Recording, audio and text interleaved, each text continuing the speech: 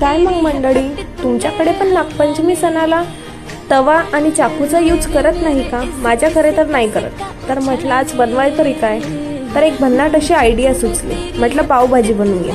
तव्याचा पण यूज नाही आणि चाकूचा पण यूज नाही. चला तर बघूया मी विदाऊट तवा आणि चाकू यूज करता कशी बनवली पावभाजी.